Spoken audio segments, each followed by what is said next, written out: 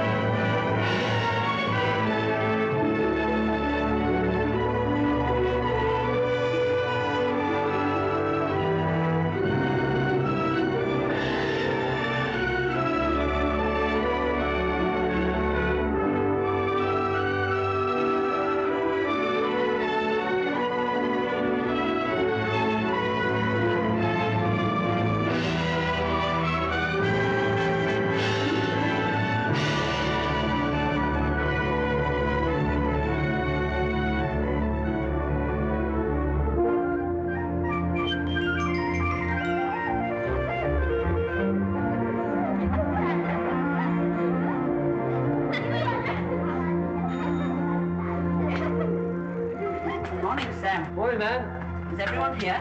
No, you expecting everyone? The committee's been called for 12 o'clock, urgent. Good morning, Mrs. Mumford. Perhaps you can tell us what's happening. Don't ask me. I don't know what it's all about. Or whatever it is, let's get the place straight. It looks like a battlefield. Oh, here's Mrs. Ellis. Oh. Good morning, ladies. Good morning. What's all the excitement about? One of the school children came running to my house with hardly a breath left in his body. Oh, I told them to hurry, but I didn't mean them to overdo it. Lady Mott sent up to the school and asked me to send some messengers out. Oh, then Lady Mott must know what it's all about. Good morning, my lady. Sam, could you leave us to ourselves and see that we're not disturbed? Okay, my lady. Good morning, ladies. Good morning. Are we all here? Yes, I think so. Now, I want you all to meet Miss Allen from London headquarters. How do you do? Mrs. Ellis is our vice president. I can never understand why she isn't actually president. She does all the organizing.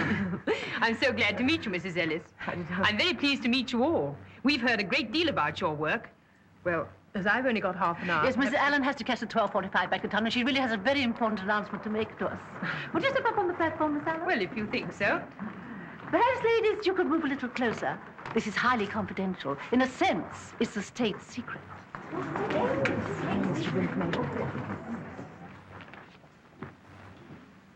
Madam President, fellow members, I have some news for you which I think will make you all very proud. At this time, tomorrow, you'll receive a visit from one of the most dynamic personalities in public life today. She is also one of the most charming people I've ever met, and I know you're all going to like her tremendously. Her name is Eleanor Roosevelt. Mrs. Roosevelt? Yes, Mrs. Roosevelt. You'll have read all about her in your daily papers. I expect you read her own column. Well, she's like that, a natural human person, and she's come over here to see things for herself. She wants to learn what British women are doing in wartime, in the towns, in the factories, in the services, and in the villages. And Denley has been chosen as the representative village. I'm not going to make any suggestions about what you should show her, but I do know that she wants to see things as they are. She's not coming as the First Lady of America, but as one of yourselves, a woman with a husband and a family and a home of her own. Just give her an idea of your war effort and of life in a wartime village. I like to think that when she sees Denley tomorrow, she'll be seeing not just a village, but all the villages of England in one. Thank you, Miss Allen. It will be a great day for Denley. We are very proud indeed to have been chosen. Ladies, I do want to impress on you the absolute necessity of keeping this secret for security reasons. We'll do our best, Miss Allen, but you know what a village is like. Yes, I do. But I know that I can rely on you to do your utmost. Thank you, we will. I'm going to have to rush for my train. Well, goodbye, ladies, and good luck for tomorrow. Thank you. Goodbye. Goodbye. Goodbye. I'll be back as soon as I've seen Miss Allen to the station. Yes. I knew it. I couldn't be more excited to watch St. Patrick himself. If only my Fred could see us now. And what would he see? A lot of idle, gossiping women. Where do we begin? Well, the first thing is to do something about this hall. If only we had more time. Well, we've got exactly 23 and a half hours. It's going to be hard work. It'll be worth it with our names in all the papers. Now remember, we must keep it to ourselves. Well, of course, it's secret, confidential. Sealed orders, isn't it lovely to know things before other people? I just can't wait to There tell. you are, you see, bursting with it. Now, come along, let's get going. Clear the place up. Home for a quick lunch and be back here at 2 o'clock sharp. I wonder why Denley was chosen. You wonder? Because we're a great success, that's why. We're a community working together with no orders from anybody but ourselves. We're a working village that's made itself, as Miss Allen said, a powerful production unit. We're the beginning of something new, make no mistake. Bravo, Mrs. Mumford. Look at our record, our production figures. 7,000 pounds of jam for the troops last year. Pure jam made in this hall, not factory rubbish. Fur coats for the Russians out of the skins of rabbits we breed. Fur gloves for our convoy men. Lord knows how much wool spun from the waste we collect from the fences where the sheep scratch themselves. And where does that go? To keep our boys and the bombers warm on the long journeys. The vegetables cut fresh every morning for the Canadian camp. Quilts for the wounded. Why, there's no end to it. There's no need to wonder why Denley was chosen. I merely made a remark. Well, don't make such damn silly remarks. Where's your imagination? Doesn't it mean something to you that some of the defenders of Stalingrad kept themselves warm in coats we made with our own hands in this very hall? Well, how do we know that extra warmth didn't help somebody at some vital moment? Yes, how do we know that in some tiny way it didn't help the course of history? Fancy that now. Oh, I think that's going a bit far. Not for me, it isn't. What's your mind for if you can't let it rip? I seem to have brought a lot on my head by a perfectly innocent remark. It's natural for us all to be a little excited, Miss Tyndall. After all, it is a great day for Denley, and Denley deserves it.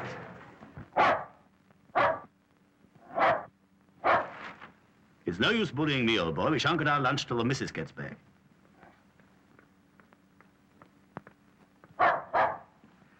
John, darling, I'm sorry I'm so late. There are tremendous doings up at the hall. You must be starving. I'll get lunch right away. What is all this mumbo-jumbo up at the hall? Sorry, darling, state secret. State secret. No wonder the country's going to the dogs with a pack of women running everything. You're jealous, you silly. Where's Margaret? Still at the farm, poor child. She said she'd probably be up half the night. One of the cows is calving. Disgusting. Why not send the girl down a mine and have done with it? Oh, don't be ridiculous. It's fine work she's doing. You know, darling, if only you had something to occupy yourself with, you'd be much happier. Don't I know it?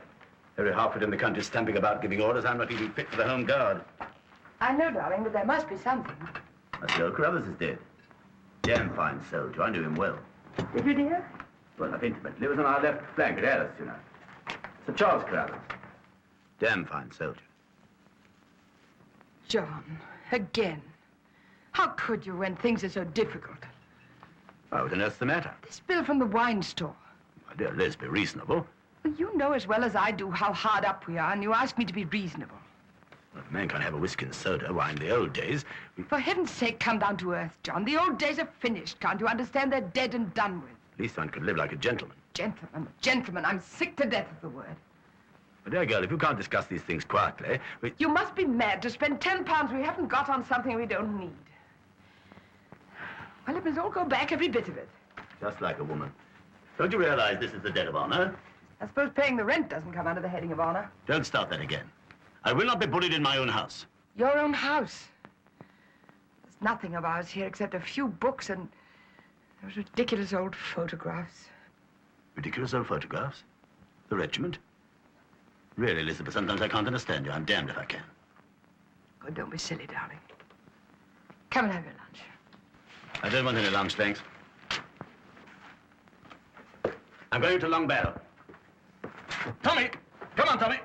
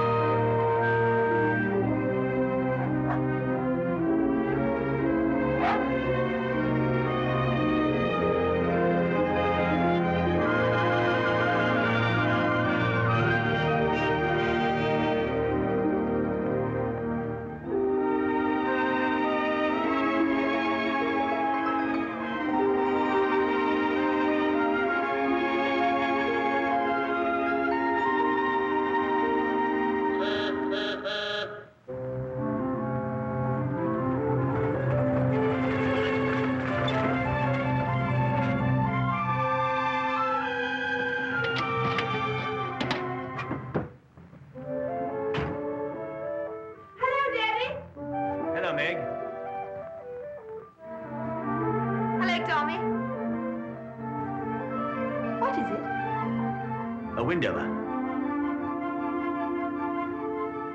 Oh, yes. Lovely lines, like a Spitfire. That's the life he's free. Free as air. No cages for him. That's the only thing that matters, freedom. But, Daddy, can you ever be free? Really free? Why not? Well, I don't call that Hawk free. Because he doesn't know he's free. He scarcely knows he's there. He doesn't have to think. What's wrong with that? I used to have to think. You don't remember what it was like before the thinking people mucked up everything. No bother, nothing to worry about. That's all very well for you, Daddy. You always had Mummy to do your thinking for you. We women have to accept responsibilities and make the best of things. Men are always so romantic. Everything has to be perfect or nothing. I'd rather be a woman than be a hawk, even if it is free. You're a funny girl. But don't you get trapped. Keep out of the cage like him. What was that the fellow wrote in the last war? Everyone suddenly burst out singing, and I was filled with such delight as prisoned birds must find in freedom, winging wildly across the white orchards and dark green fields, on and out of sight. That's the spirit. I know, Daddy, but I've got some work to do. I'll see you later. As prisoned birds must find in freedom, on and out of sight.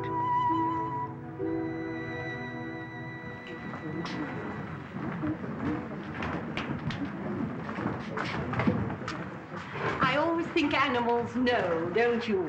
Know what, dear? The rhythm of the universe. I should imagine they know about two things, and one of them is lettuce. What sort of a woman should you say Mrs. Roosevelt actually is? An extremely busy one.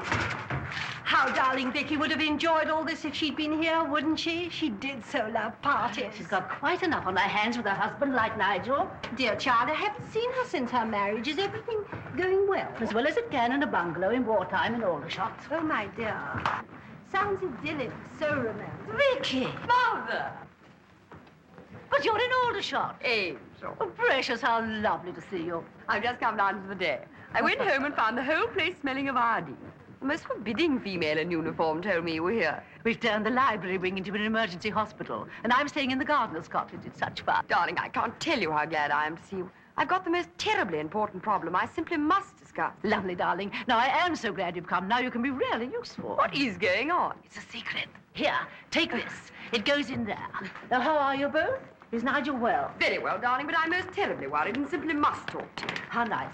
You see, darling, we're starting the whole thing from the beginning. Here's Agatha. We begin with her. And then we go on to the pulse here, stage 1, and so on until you get the gloves and the boots and this sort of thing. Isn't it fascinating? It's a pity we can't show her over the rabbit farm. She'd have been so interested. Who would? Never mind. Darling, you must listen a minute. I've got the most terrible problem. I'm being haunted by the government. If it's income tax. But it isn't income tax, it's me. Mother, darling, do stand still a minute and talk to me. I've got to have a baby or go into a factory. What am I to do? Oil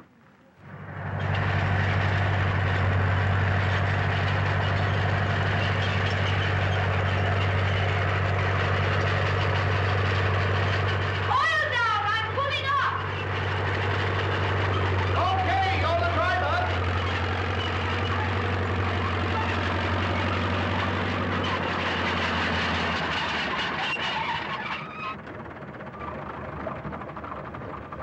Fill her up, Mr. Tyndall. Yes, please, Polly. Any more trouble with the filter? Not so far. You did a fine job, Susan. Come on down and stretch your legs, Margaret. I daren't. I'd never be able to get on again. Come on down. Oh, I'm stiff. How are we doing? We ought to get over to the 10-acre before dinner. If we're lucky. Look here, you better take a rest. Run along home and get some sleep. No, I'm all right. Oh, you're up most of the night with the carving. Oh, that's nothing. It was thrilling. Thrilling. I'd like to hear one of the men call it that.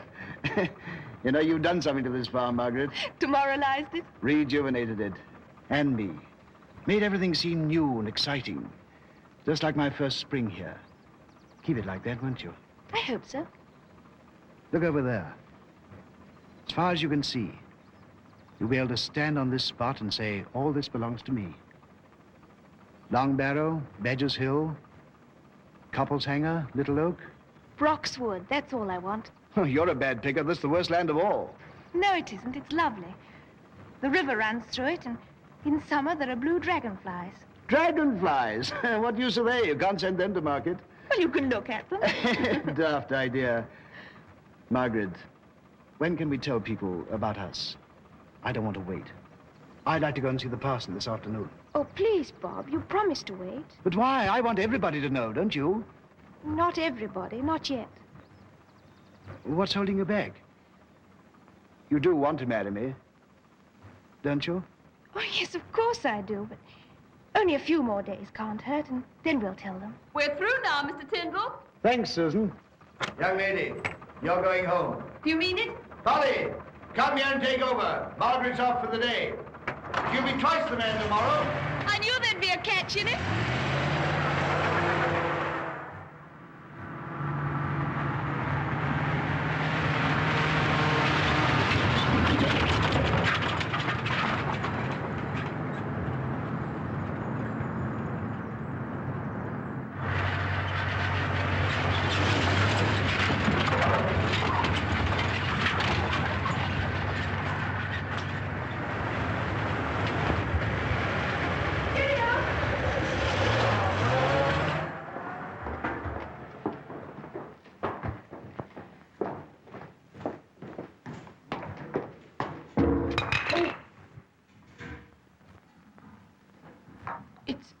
It's not broken. I told you to hurry, Ellen, but there's no need to be careless.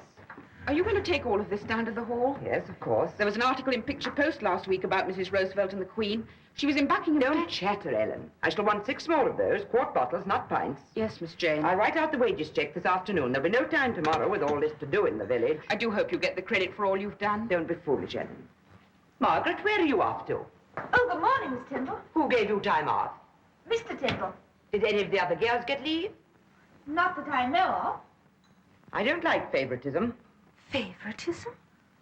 Oh, Miss Tyndall, that's not fair. I was up most of the night with the carving. By whose orders? That's not your job. Mr. Tyndall asked me to help. My brother. I see. Currying favor. How dare you say such a thing? I shall say exactly what I please. And you can wipe that virtuous expression from your face. You come here with your London ways and you think you can behave as you like. You can't pull the wool over my eyes. I know what they're thinking in the village. It would be a fine thing for you to be mistress of Long Barrow, wouldn't it?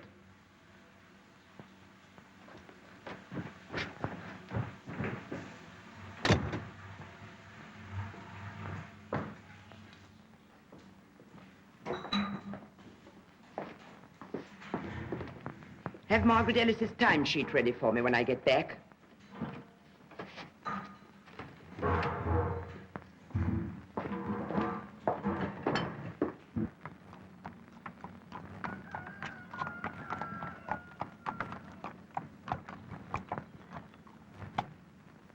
Everything in, Ted? Yes, Miss Jane.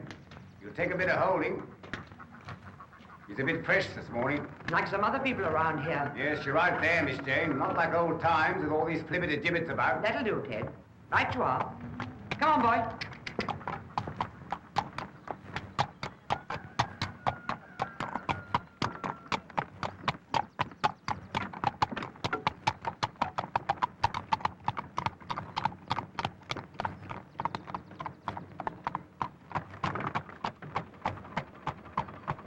Whoa, boy, whoa. Robert! Hello, Janie. Going down into the village? Robert, did you give Margaret Ellis time off? Yes, she was up most of the night giving us a hand. So she told me, but that's not her job. No, but the kid's frightfully keen. And You'd no business to give her leave. It's bad for the other girls. what on earth are you talking about is perfectly in order? Well, I say it's not. Discipline of the place will go all to pieces. Favoritism's fatal. Look here, Jenny, you're completely on the wrong tack. It's no good arguing, Robert. We can't have this sort of thing. Girl will have to go. Come on, boy. Now, look here, Jane.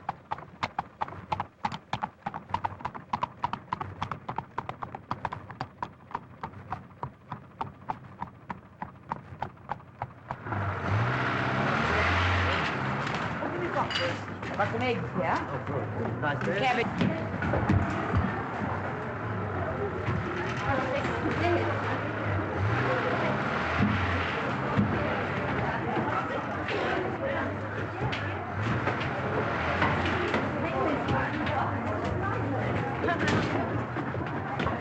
Mumford said she's in two minds whether to open the pub or not tonight. Why? Not opening the pub? She says they're all too busy. Well, she can't do that. It's not legal. No, what about her license? Ah, yeah. Denley welcomes Mrs. Roosevelt. Splendid, Miss Tracy. But for goodness sake, see that it's safely covered up until tomorrow. We don't want everybody to know who's coming. What about covering it up with this, Mrs. Ellis? It's rather striking, isn't it? Yes, but I'm afraid it's hardly appropriate. It might be a gesture to put it down as a carpet. And who's getting these handsome creatures? Oh, they're molting all over me dress. Lady Mopstall, Bridget. Here I am, passing the buck. Oh, is it? Lady Mopstall, Miss Tomlinson. Oh, he's answered me in my own language. Well, it's proud I am to be taking you in myself. Come on, Deb, me darling. A young countryman of mine. Well, if we can keep it up at this rate, we shan't be doing so badly. I told them you said they were to go on stall number 3, Mrs. Ellis. They're putting them all on stall number 2. Never mind, Miss Davenport. We can change them around. Oh, well, of course, if people won't be told. Hello, Mummy. Meg, how lovely to see you. I've got the day off. Oh, that's fine. We need all the help we can get. Mummy, I've got something terribly important to talk to you about. Can't we go somewhere a bit quieter? Why, yes. Let's go into the kitchen, hmm?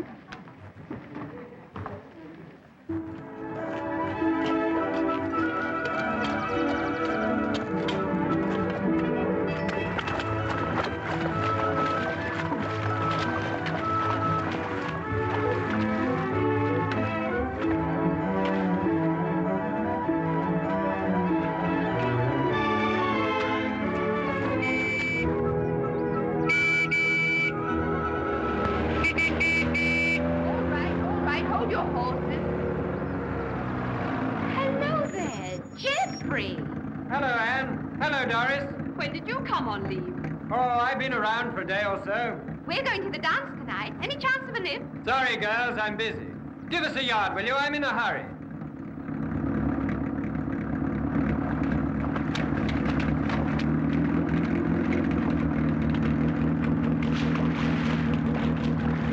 Thank you. Okay, Cap. Commonly called the brush-off man. We've had it.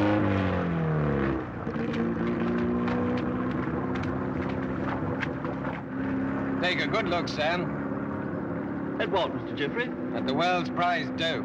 Was he satisfied in loving him where he found him and leaving him where he loved him? Oh, no, not he. He had to go and fall, the dizzy jerk. 3 days of his leave he spent waiting for a girl who never showed up.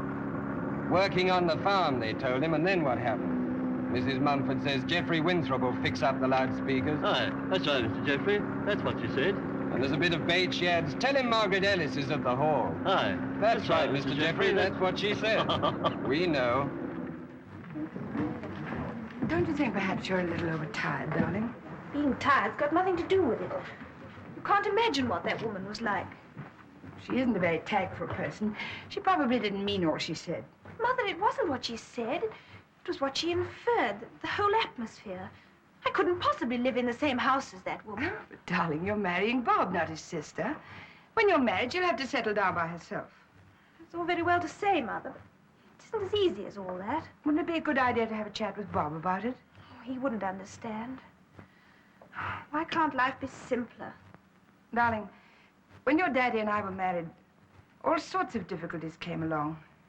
Things weren't easy after the last war. We were made to realize that life wasn't simple, as you call it.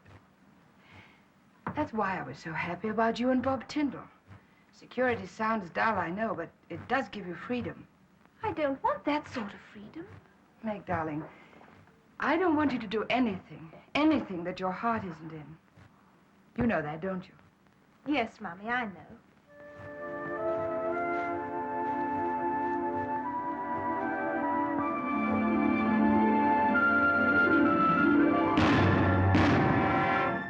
Let's fight! Kill it! Kill it! Smash everything! That's what you all want, isn't it?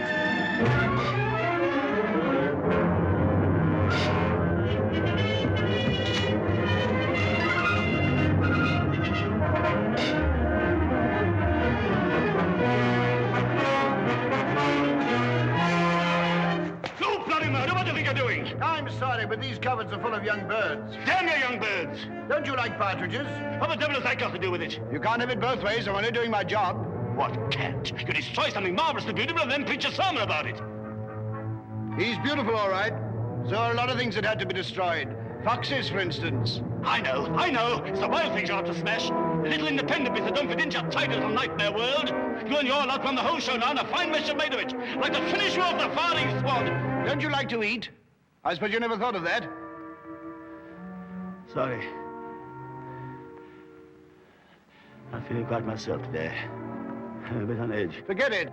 I know how you feel.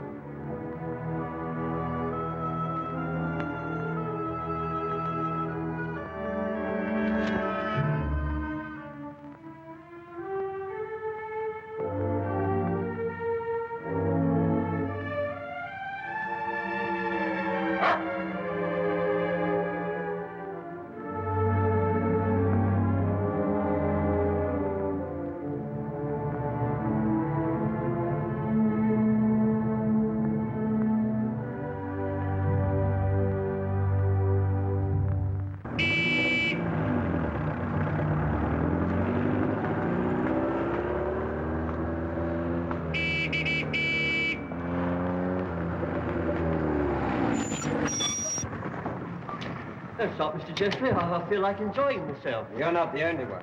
Come on, Sam, look lively. Help me get this junk out of here.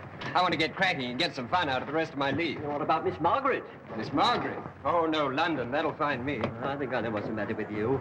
Let's go over to the Swan and have a quick one. I've had it. Besides, they're closed. We could slink in by the back door. Beryl likes you. You telling me?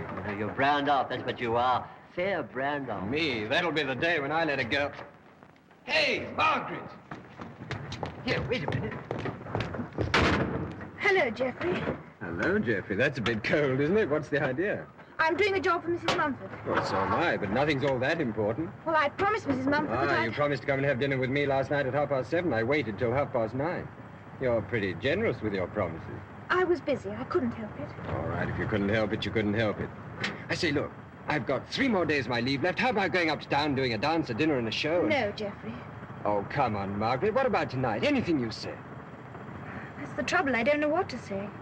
There's something going on around here that I don't get. Have I said anything or done anything? Oh, no, Geoffrey. It isn't you. Oh, what? Geoffrey! Geoffrey, love, you have been quick. I think I know why. I bet you do. I was just as daft when I was her age. Margaret, do hurry up, love. He'll still be here when you get back. You don't need to have to worry about that. Okay, Mrs. Mumford, I'm off. But you can't go now. Go on. It's all in a good cause. She'll be back in half an hour. Yes, I'll be well on my way to town by then. Yes, Sourpuss, what's the matter with you? What's the matter with her? Don't be silly. She's tired. They've been overworking her. That's all that's wrong with the girl. I hope you're right. Of course I'm right. Sam, when you've finished helping Mr. Winthrop with those things, pop over to the Swan and tell Beryl I shan't be back for a while and pop back again. The windows need cleaning. Yes. 2 loudspeakers, Geoffrey. That's fine. What's going on here with all you wild women? Ask no questions, you'll be told no lies. No tell, no work. Geoffrey, you wouldn't let me down. Could I refuse you anything, you beautiful creature? You old humbug, you. I'll see you inside. My favorite woman. There you are, Mr. Jeffrey.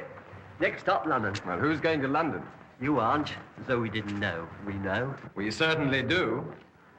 I nearly put my foot in it outside. Let me help you. The lovebirds. I thought they were billing and cooing. They're biting each other's heads off. Isn't it time Margaret was announcing her engagement? Oh, I didn't know anybody else knew. What, Geoffrey Winthrop and your Margaret? Known about it for ages. Geoffrey Winthrop? Oh, no, Nora. Good gracious, no. That's all over, thank goodness. He's a wild boy. Wilder than ever since he went into the army. He'll never be any good to her. Well, I like Geoffrey. You must speak as you find. Well, I like him, too. I want to see Margaret properly settled. Bob Tyndall's so reliable. He'll make her a good husband. Is she engaged to Bob Tyndall? Oh, yes, but don't say anything about it. She doesn't want it to be known yet a while. Well, you do surprise me. I always thought it was Geoffrey with Margaret. No. Well, fancy that. Bob Tyndall, of all people. Well, Nora Mumford is just self as a bold woman to be flirting with Geoffrey Winthrop. There's a lad with a roving eye. Up in the spinney with your barmaid all hours of the night. Well, anybody can go for a walk in the spinney. A boy that's been at Oxford and a barmaid. They may walk to the spinney, but you can't prove to keep on walking. You can't prove anything else either. I was a barmaid once, and what's more, I was a barmaid in Oxford. And I married an undergraduate. We took the Anglers near Tring. I did the work, and he gave tone to the place. And it all panned out lovely. Sure, it must have been gorgeous, but that was a different matter entirely. We were there 15 years till he died. He never did a hand's turn. I wouldn't let him. He had a lovely life. And I had a lovely life, too. Just listening to him talk to the customers. So don't come to me with any insinuations about Beryl and Spinneys. I didn't say anything in words. Well, what did you say it in, then?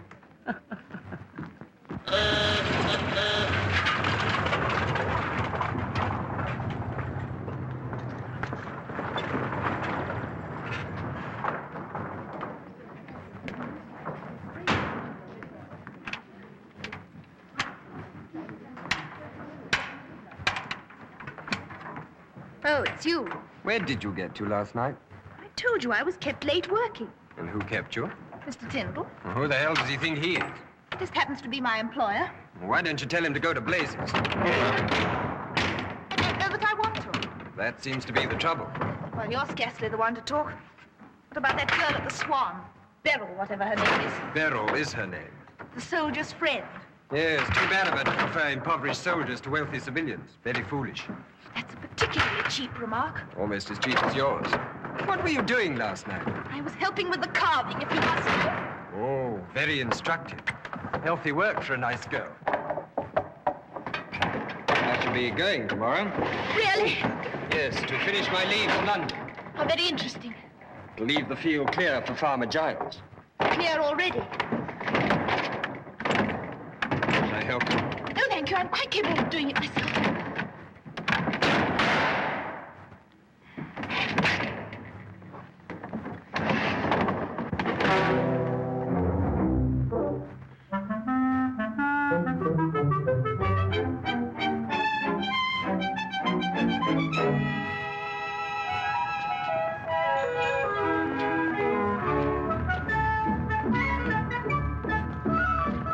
Good evening, Ernie. Evening, Captain. Stay there, Tommy. 2 and 10. I'm never very hot with mathematics. Help yourself. Good evening, Beryl. Large whiskey, please. Good evening. Good evening. Say, that's a swell pair of glasses you got there. These? Yes, they're Zeiss. German, you know. Come from a Hun in the war. Last war, that is. Oh, mind if I have a look? By all means. Thanks. Have a drink, will you? Well, thanks. I just ordered one. Certainly are a swell pair of glasses. Same again, please, Beryl. 2 and 10, Captain. That'd be 5 and 8, please. 5 and 8. Oh, that's funny. I don't seem to have any change in me. Put it on the slate. I'm sorry, sir. Mrs. Mumford said I wasn't to give any credit. Oh, credit? Ridiculous. Mrs. Mumford knows me. Yes, sir. Well, come along, then.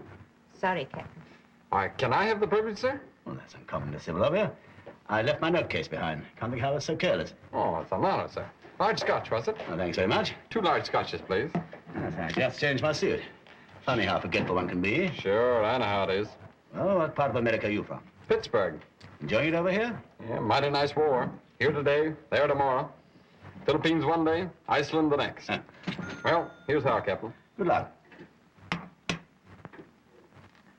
It's better than raising puppies, though. I like to move around, but I sure like to get home and see the folks again and get down to some real man-sized work. You don't like the army, then? Do you? Oh, of course, the last war was different.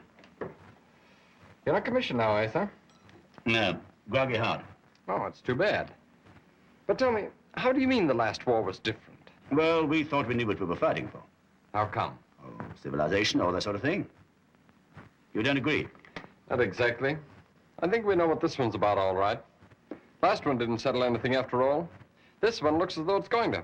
There's no sense of values anymore. Nothing's the same since the last war. Isn't that rather a good thing? Past has got to go sometime and all the trimmings. Just like a piece of machinery that's conked out. Well, that's a point of view. It's about the only one that'll work.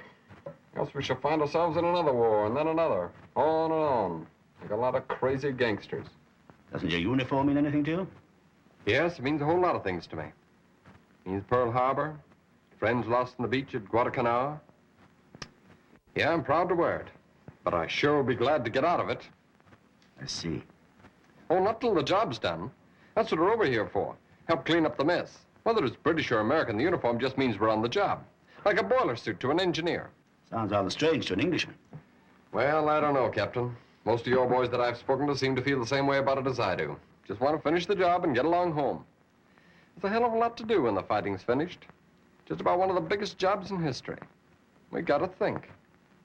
There'll be no time to waste waving flags and passing out bits of paper with pretty speeches on them. I seem to have made quite a speech myself. Sorry. Here's how. I'm going to help you. Oh, it's the point of view, as I said. We'll have to continue this. I'll run up to my house and get my note case. You'll be here when I get back, won't you? Sure, I'm here all evening. Excellent. I'll be back within the hour. It's a date. It's a date.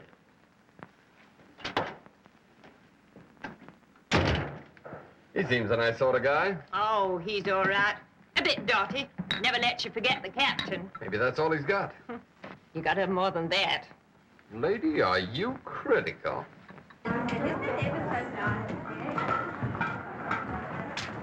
Good evening, Miss Lacey. Hello, Daddy. What are you doing here? Hello, Meg. Looking for your mother. You're making a big mistake. This place is murder. You'll be lucky to get out alive. Hello, Captain Ellis. Are you looking for your wife? Well, as a matter of fact, I was. She's somewhere around. We're up to our necks in work. Work? Didn't think you did anything else here but gossip. You must look at our production sheets. Heaven forbid. Look at them. Look at the importance on their faces. The whole world would collapse if they didn't scuttle about like ants. Go to the ant, thou sluggard. You are a bad lad, Captain. Hello, John. Hello, Liz. Congratulations. Remarkable effort. Really remarkable. Does you all credit. I think we're getting on nicely. Oh, John, I'm afraid there's only cold lamb for supper. But you can get yourself a salad, can't you? But don't bother about me. I'm happy with the bread and cheese. What about you? Well, I think we're going to be late here. But I'll just get myself a snack when I get in. I don't keep you here all night. I know these people. You push about all over the place and give them half a chance. Oh, hush, John. Listen, old girl. You don't happen to have 10 bob on you, do you? I think I have a little silver in my bag. Would 5 shillings be enough? Oh, whatever you can spare. I ran into a most interesting American just now up at the Swan. I feel I ought to return his hospitality. I'll see what I've got. Oh, how do you do, Lady Maud? Oh, Captain, I never expected to see you here. Have you come to give us a hand? A mere male like me? Oh, men have their uses. Oh, I'd be far too frightened. Hello, Geoffrey. What are you doing here? I was ambushed by Mrs. Mumford. Well, you're in enemy camp. You'll have to surrender, you know. I say, Jeff, I left all my change in another suit. You don't happen to have 10 bob, do you? Oh, yes, I think so. I'll give it you back when I've been home. You know how it is. Of course. There's no hurry. Thanks. The leave's nearly up, isn't it? 3 more days. We haven't seen much of you this time. No. Come and have dinner with us one evening. Hello, my dear. I was just telling this young fellow he must come and have dinner with us one evening. Kill the fatted spam, eh? Oh, yes, that'd be very nice. Oh, John, I've got that key you wanted. Oh, yes. The stupid bit mislaid. Well, I'm still going now. So long, Jeff. Goodbye, sir. Yes, I think we like this American. Might be a very useful contact. Well, I'll go.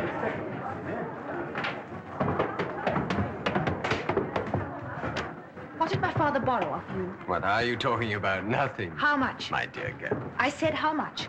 I don't want my family to be under any obligation to you. Now, listen, Margaret. He left his change in another suit, and I... Come on, Geoffrey. How much?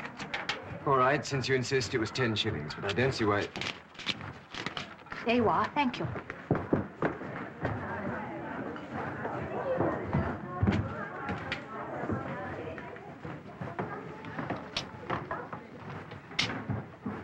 Sam, what's the beer like over at the Swan? Just right. Well, take this and make a night of it. I couldn't. I really Oh, couldn't. go on, man. Take it. Thank you, sir. Thank you. No, Mrs. Walsh, where's the eggless cake you made? In the kitchen. It's gorgeous. I put 1 egg in it to make it look better. An egg? Then you can't call it an eggless cake. Oh, it's an eggless cake recipe, all right. But I added 1 egg for a special occasion like this. But the idea was to demonstrate to Mrs. Roosevelt a good cake entirely devoid of eggs. The idea was to make an eggless cake. Well, I made it. And I added 1 egg for the sake of appearance. Then the cake becomes a deliberate deception. I beg your pardon? A fake. I beg your pardon, Miss Tyndall. An eggless cake with an egg in it is a lie. Well, of all the mean, puritanical, petty female remarks... I like the truth. I don't like cheating. Cheating? Is it me cheating? I've been sorry for you all day, Miss Tyndall. but I'm not a bit sorry for you now. Sorry for me? Aye. And who wouldn't be sorry for you? With your brother getting married on you, oh, it'll be a grand sight to see him marching up to the altar in all his glory with his bride on his arm. And she, like a swan, would be sailing on the winds in the morning, and yourself left out in the cold, with rage and malice boiling in your heart, and you with a roof to your head. And I'll tell you another thing while I'm at it. Margaret Ellis will make a far better mistress of Long Barrow than you have, bless her lovely, sweet face. And that skin-flint brother of yours is the lucky man to win her, for there isn't a lad in the whole county who wouldn't be proud to make her his wife. I said more than I should, maybe, but it was a mortal provocation. And ask your pardon, I will not, for I'll call all the saints in heaven to witness. You've a wicked tongue and a black heart, and you're eaten up with jealousy, pride, and envy. Now.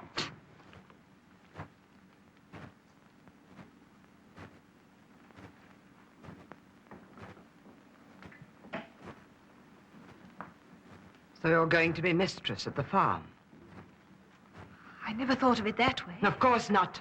You haven't plotted and planned for it ever since you arrived here. Miss Tyndall, The loving mother and the milksop daughter. A nice pair. Jane, don't you think you're being a little unwise? Oh, you're in it, too. You're all in it. You're glad, every one of you. Sentimental fools, thinking of nothing but men. That's all you're good for. That's all you think of. Jane, don't you think Leave you're me being a little alone. unwise? I loathe you to hear. I despise you. Women. Look at you, standing around like a lot of silly sheep waiting for the butcher. I know you all hate me. I've always known it. Go on, say it. You hate me and you're glad. You're glad. Poor Jane Tyndall, I've never seen her in such a state. Serves her right, in a way. Hysterical, didn't know what she was saying. Well, we must get on without her. Now, Mrs. Beale, would you help me with these furs? Mrs. Ellis, you and I can finish tidying up in the kitchen. We'll have to take her in there tomorrow when everything's upside down. Yes, of course.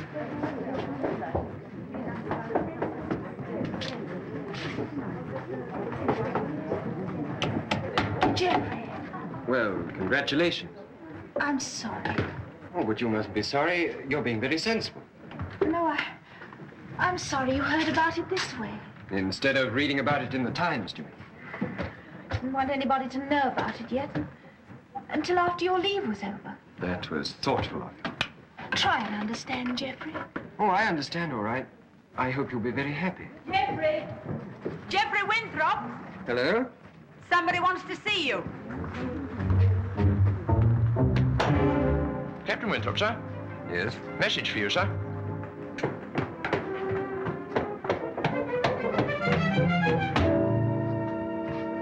Thank you, Corporal.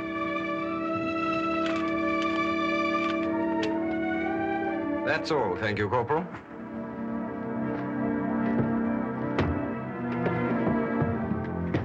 Well, that's that. I hope everything turns out all right for you. Goodbye. Jeffrey, Yes? take care of yourself. You bet I will.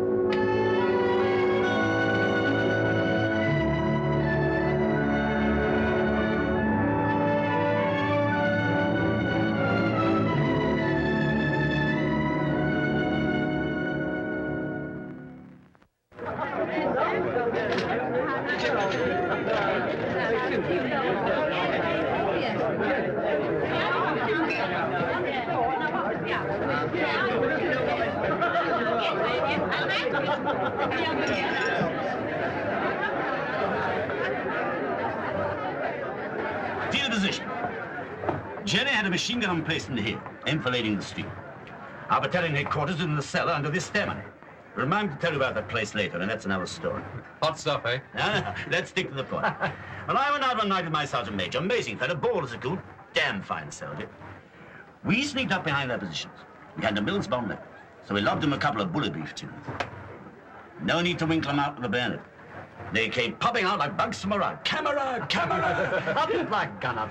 Were you a regular, sir? Oh, no, I was a territorial. I thought you said you were a regular, sir. Did I? No, good Lord, no. Say, that must have been quite a war, eh, Captain? Yes, those are the days. Never enjoyed myself so much in my life. Don't you feel that? Oh, well, it's a wee bit difficult to feel like that about this war, sir. Say, what about another drink? My turn. No, certainly not. This is my round. I've been drinking with you fellows all night. Now, what is it? Whiskey? Four whiskeys and a pint. Come on, Beryl. One of the old school. Oh, he's all right, the captain. 4 large whiskeys and a pint of ale, please, Beryl. Yes. You think to hear him talking, they'd won the war all by himself. What the hell? He's a good scout. What about yourself? Oh, thank you, Captain. Good evening, Mrs. Mumford. Good evening, Captain. Everything finished out the hole? I wish it were. We are having a day of it and no We mistake. must work and men must weep, eh? Oh, good evening, Sam. How are you drinking? Oh, thank you, sir. Not a mile. And a pint of mild for Sam, please. Now, how much is all that? 14 and 10, Beryl. There you are. Thank you, Captain. Can you manage? Yeah, simple. Here we are, boys.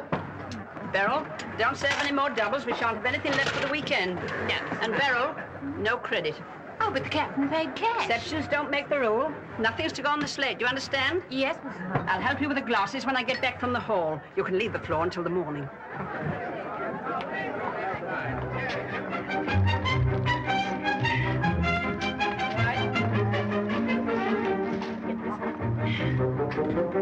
I've got it in my hand now.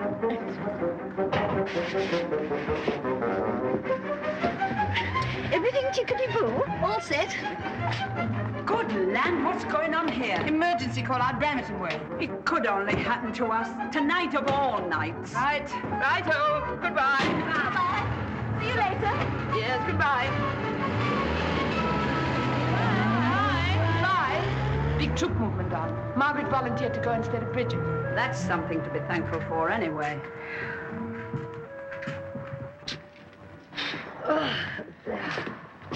Oh, where were we? Oh, in all that rush and scramble, I'd quite forgotten about tomorrow. I feel just as if I've stopped like a watch. Now there's the kitchen to do all over again. Yes, just when we've cleaned up, too. Come on, let's have a cup of tea and then get down to it.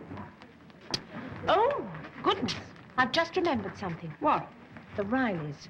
Joan's mother's been up all evening trying to make her a dress for tomorrow, and it hasn't turned out right. That poor kid's got nothing to wear. What on earth are we going to do about Oh, it? we can't do anything about it. Look at the time. The child was chosen by the others. We must try and do something.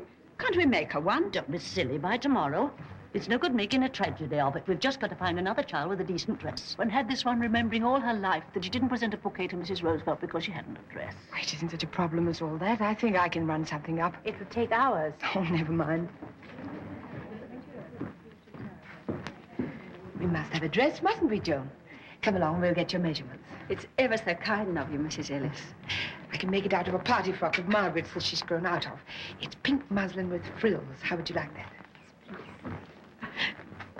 Captain Ellis, you're a swell guy. Yes, sir, a swell guy. Here. We don't want to leave you. We don't want to leave you, but we feel we ought to go. No, gentlemen, we must repeat the dose. Haven't enjoyed myself so much for years. Please, no, sir, we're plenty. Let's call it a day. Oh, but I insist. Now, what are you drinking? Whiskey, and same for you, Captain? No, Captain, we'll be seeing you. We've had a swell time. Yes, Captain, we've had enough. Plenty. Gentlemen, you're having a drink. Hands on me. Beryl! Oh, Beryl! I'm awfully sorry. 5 large whiskies and a glass of port for yourself. Pardon me. Topping fellows, those, the real stuff. Better than some of the riffraff you see about these days. That will come to 15 and 6, please, sir. Yes, I'll pay you tomorrow. Yes, I'm ever so sorry, sir, but Mrs. Mumford said no credit. No credit, but that's ridiculous. Mrs. Mumford knows me. Yes, sir. Well, come along then. I'm sorry, sir. Die simply fade away. Beryl, what about those drinks? There's no credit, Captain. I don't know why I take the trouble to come to a dirty 2x4 bar like this. Oh, well, if you don't like it, you can do the other thing. You realize I could have you discharged for impertinence. Oh, skip it. I only told you the clock had stopped. No tick, see? And I'm telling you that I shall report you to Mrs. Mumford. Now, please, I've got my work to do. Listen to me. I'm talking. Let me have those drinks. You heard what I said. Then I shall speak to Mrs. Mumford. There, now, sir, don't you be putting yourself about for us. We're for home anyway. Good night, sir. It's been grand. John, I assure you I can cope with the situation perfectly. I should be extremely hurt if you won't have this drink with me. All right. If you want to know, Mrs. Mumford particularly said you wasn't to have any credit. Is that good enough for you?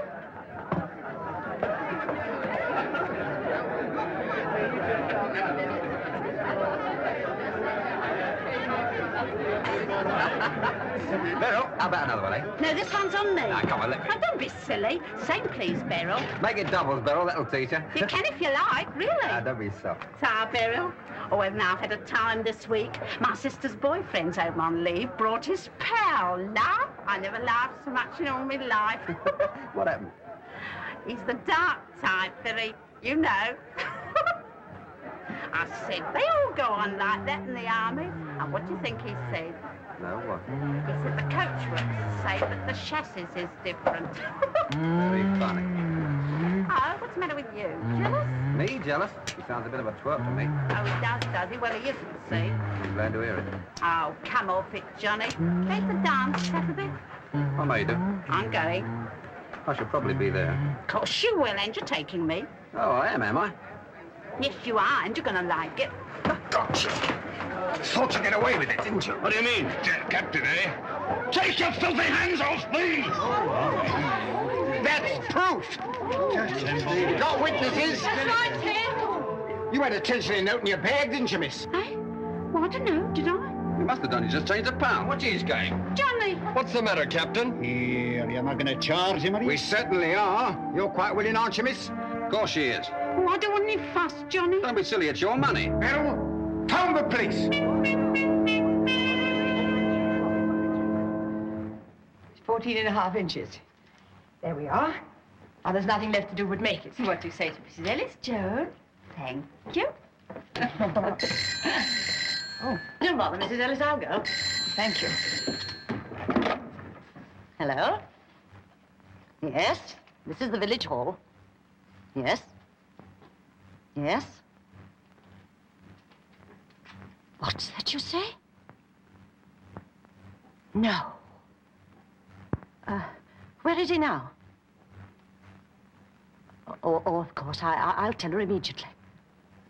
But isn't another emergency call? No, just a message for Mrs. Mumford. Thank goodness. Now, Joan, you must get your beauty sleep. The dress will be ready first thing in the morning, and I'll bring it over after breakfast. I'm sure I don't know how to thank you, Mrs. Ellis. Why, it's nothing. It's high time you were in bed, young lady. Captain Ellis arrested? What for? Something about a 10-shilling note. Beryl telephoned the police before she rang us. They arrested him in the Swan. Where is he now? Taking him to the police station, I think. Beryl was very excited on the phone. I couldn't quite follow, but there seems to have been a terrible rumpus. This would happen as soon as my back was turned. What a terrible thing. Poor Elizabeth, what will she do? Shouldn't one of us break the news to her? Oh, she'll learn it soon enough if I know anything about this village.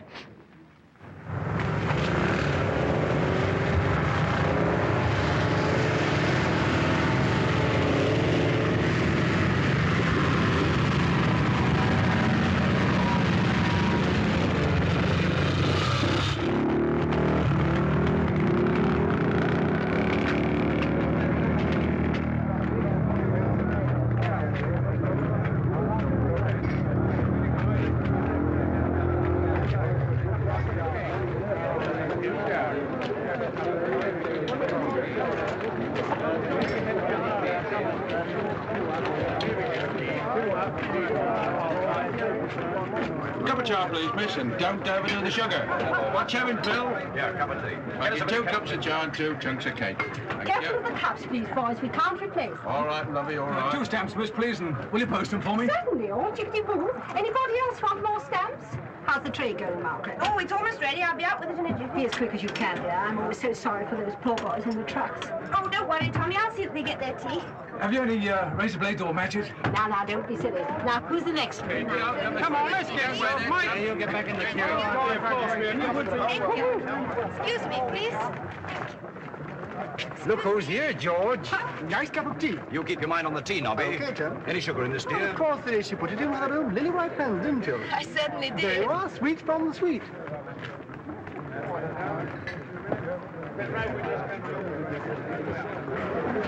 Take this, Corporal. Yes, sir. Sweets from the sweet, eh, Nobby? No wonder they made him a captain. This saves me a stamp.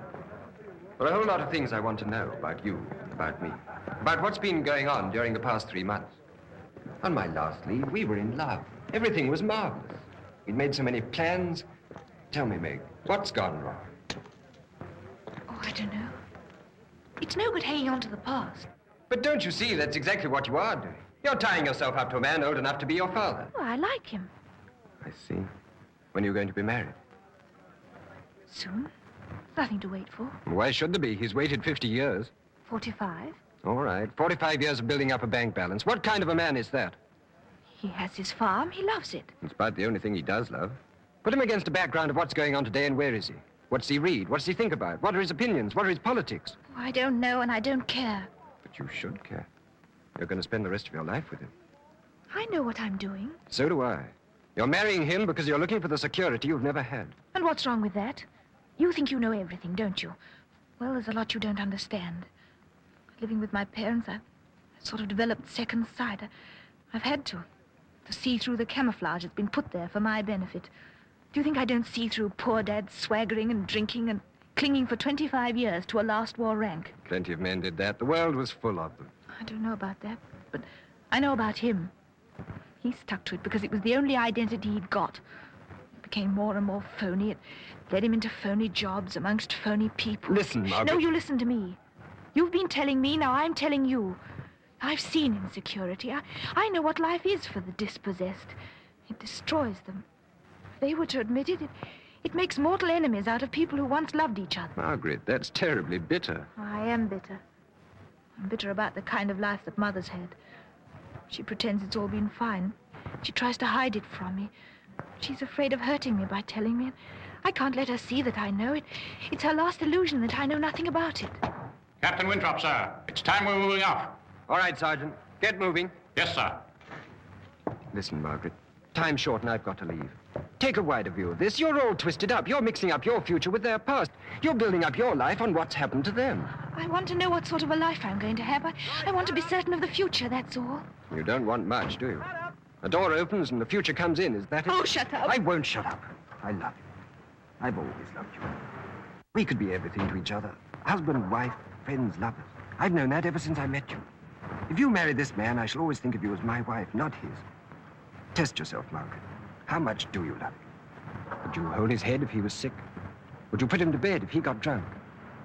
If at this moment he was a long way away, say, Burma or New Guinea, anywhere, would that place become the focal point of your mind? Would you feel your heart straining to it? Would you? Oh, Geoffrey. Come on, lads, get above us.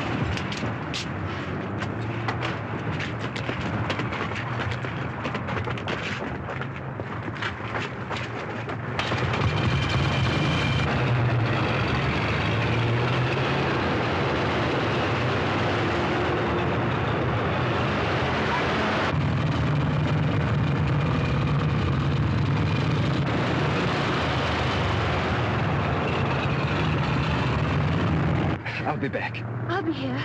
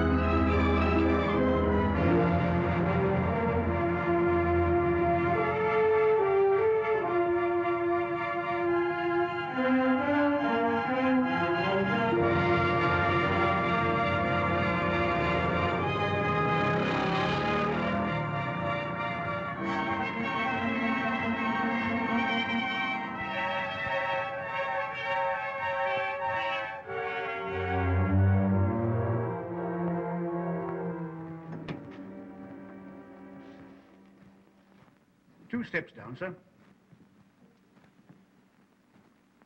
What's going to happen, Bob? Oh, the case will come up before the magistrates at their next sitting. It's the first offense, of course. First offense, yes. What'll they do to me? Oh, they'll probably bind you over to keep the peace. Now, don't you worry too much about it, sir. Good night. Good night.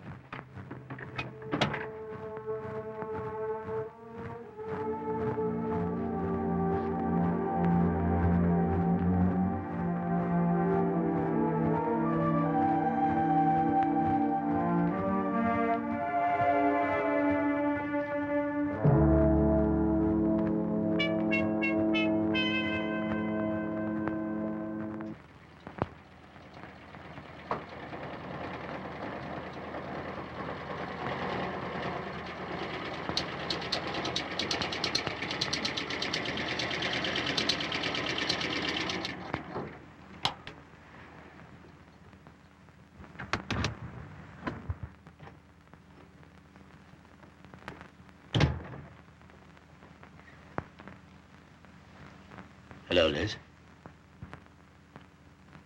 Hello, John. You heard? Yes, I heard. There's a hard, bright light in that place. My eyes are still dazed from it. What are you doing? I'm making a dress for Joan Riley. She's presenting the bouquet tomorrow. Just like you. Would you like some tea? Yeah, thanks. Liz, I'm awfully sorry. John, did you really do it? I can't tell. I don't honestly know. The note is hanging out of the girl's bag, and I just put out my hand to put it back safely. Did you tell the constable that? Yes. No. I don't know. This man started a row. Everything was in a sort of haze. The whole thing's ridiculous, of course. I told the fellow exactly what I thought about him. Does it mean... Yes. I was looking at some of my pals to see if they know the magistrate. I go up to London tomorrow to the club. John, you're talking to me. You were alone. You know you haven't been near the club for at least 12 years. Why pretend? I know lots of fellows that help me out of this jam. It's only 10 bob, for heaven's sake. Couldn't have happened except in this stinking village. Liz, what do you say we start again? I'll put an advertisement in the Times. Ex-officer, used to authority, able to handle men. It's true, too, isn't it? Isn't it? I just don't know what to say. You don't believe in me anymore, do you? You're like all the rest of them. I'll have to stand up there on the dock and be pilloried, sneered at, and humiliated. Goose flesh all over me. My toes curled up with shame, and I led men in the last war. Shells whistled over us, and I never ducked my head, just to show 'em. Don't, John, don't. I'm not a fool, you know. I know, dear, I know. I have my lucid moments. John. And they're not always pretty. I was never frightened in war, but I was frightened in peace. Petrified at the thought of a wife being dependent on me. And then a child. And I loved you both.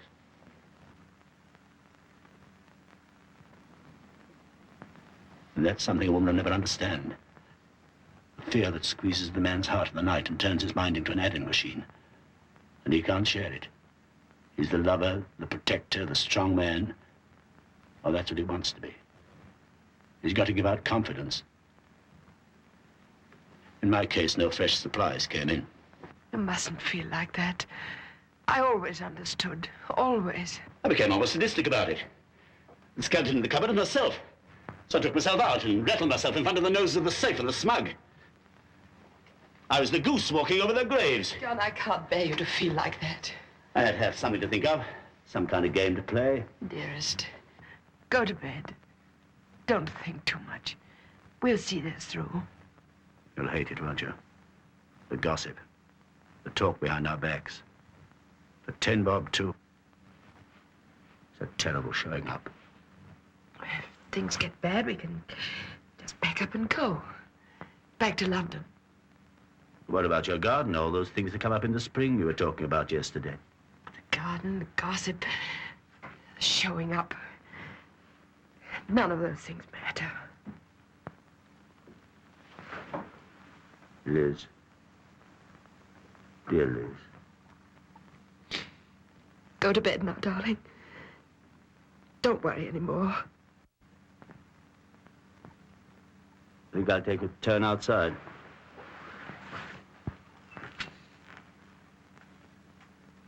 You won't be long. I'll just at the long barrel and back. Not tonight, old boy.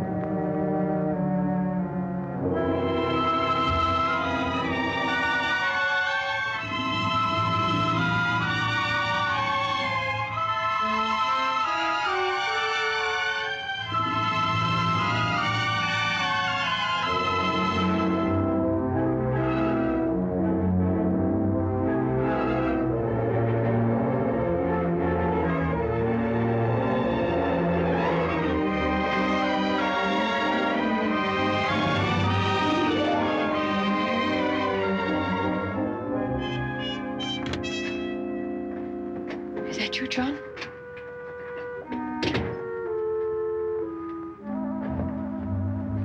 Mummy, I've just heard about Daddy.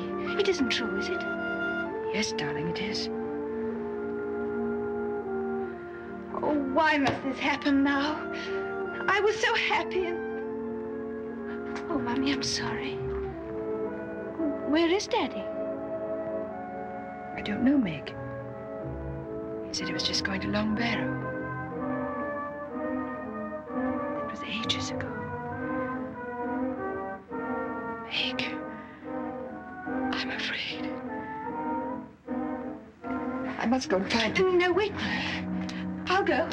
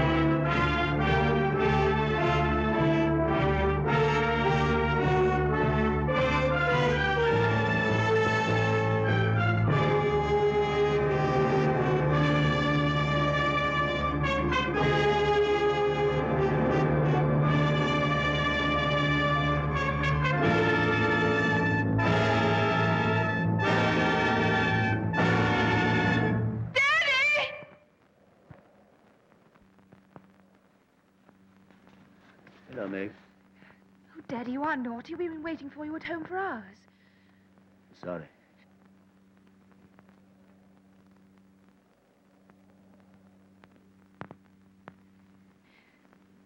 Daddy, let's forget it. Come home. Meg, We love you, Mummy and I. We know you and we love you. I'm a failure, Meg.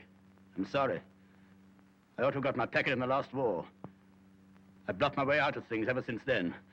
Well, this is one of the things I can't bluff my way out of. Well, don't try. What? Face it. Take it. We're with you, Mummy and I. Face it. You faced worse. They gave you a medal for it, darling. There won't be any medals this time. Except for me. Because I'll know. Face it. Do you know, Meg, I hadn't even the courage to... I know. But you had the courage not to. Sometimes it's braver to live than to die. Thanks, Meg. Come on, Daddy, let's go home.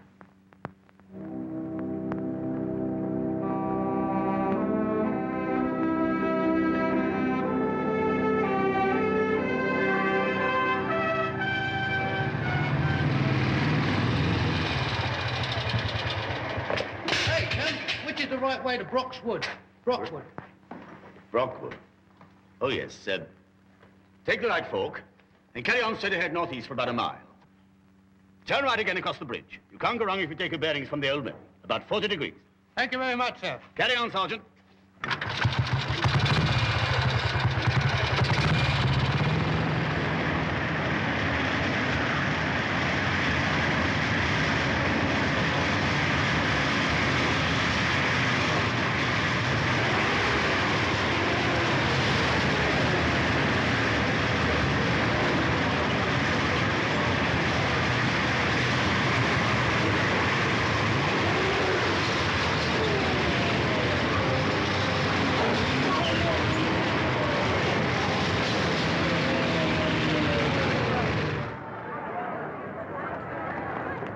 Am I all right?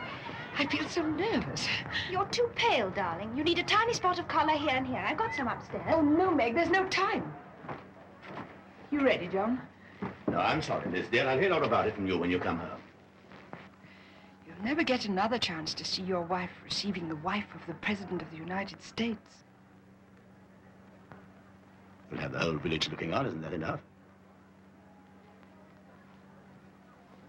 I want you to come, John. Liz, I can't. They all know. Look, John, if we're going to live this down, and we are, this is the time to start. I can't face them. People are so cruel. People are kind, John. Don't question it. Don't doubt it. Wait.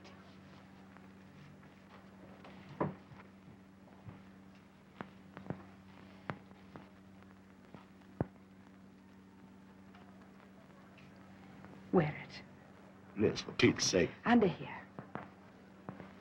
Nobody will see it. Only you'll know it's there. Now, don't fuss, Mummy. This is the palest pink. Oh, it's good for your morale. My morale's excellent. Do I look all right? A painted hussy, darling. Oh. Let's go.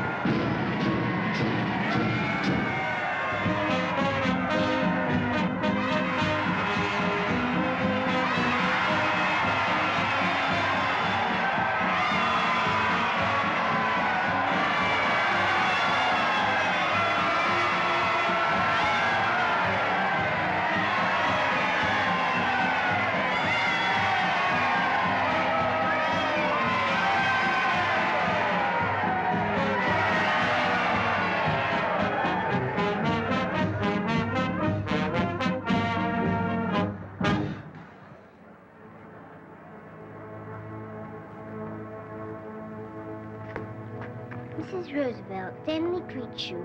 We offer these English flowers to the First Lady of America in token of our friendship for our great ally in the common struggle.